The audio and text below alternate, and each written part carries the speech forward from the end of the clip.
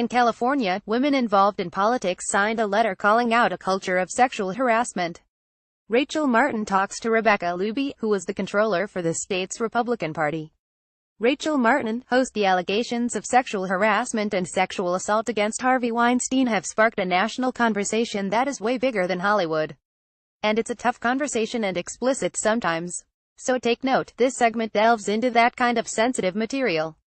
But all you have had to do in the past few days is log on to your social media feeds, and odds are you'd see women sharing their stories or just simply posting the words, "Me too." In California, more than 140 women involved in the state's politics were talking about legislators, staff, political consultants, lobbyists. They all signed this letter calling out what they describe as a culture of sexual harassment.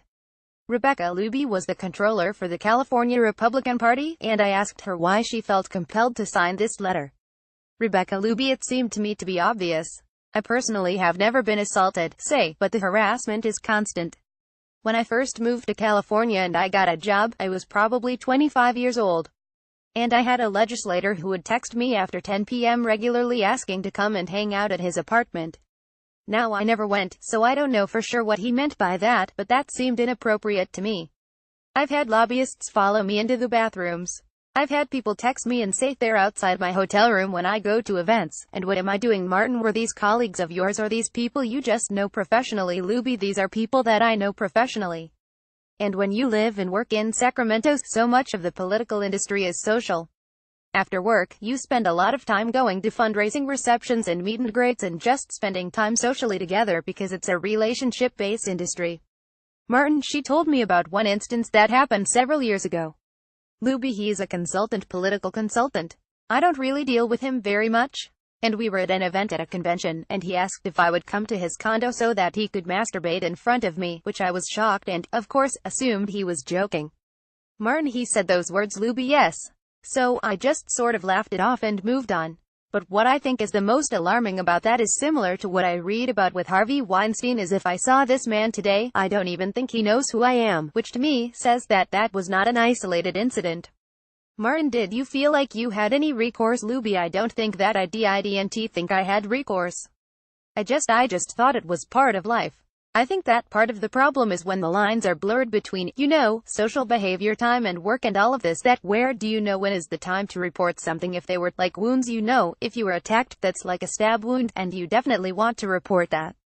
But all of these things have mostly been, like, paper cuts. So at what point do you say, oh, okay, now I've been cut too many times, Martin? Yeah? So with this letter, what do you want to come from it? What can come from it, Luby? I don't really know.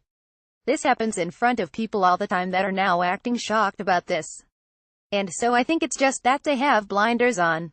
The only thing I can really hope that comes from this is that normal, nice people that aren't doing these things are aware of it and know that wasn't funny.